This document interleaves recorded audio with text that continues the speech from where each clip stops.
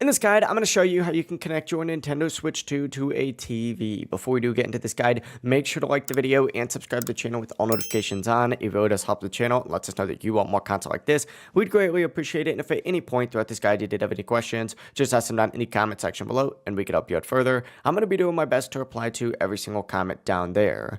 Now, to connect your Nintendo Switch 2 to a TV, you'll need the Nintendo Switch 2 dock, the official power adapter, an HDMI cable, and your TV. Essentially, just open up the back cover of the dock, plug the USB-C power cable into the port labeled for power, and then plug the adapter into a wall outlet. From here, plug one end of the HDMI cable into an HDMI port on the dock and the other end into an HDMI port on your TV or monitor. From here, take your Nintendo Switch 2, make sure the screen is facing the front of the dock and place it into the dock. And whenever it's seated correctly, the screen will turn black and the dock's indicator light should turn on, showing that it's in docked mode. And then using your TV remote, just change the input source to the HDMI port that dock is plugged into. Your Nintendo Switch 2 display should now appear on your TV. You could use Joy-Cons or a compatible controller to navigate.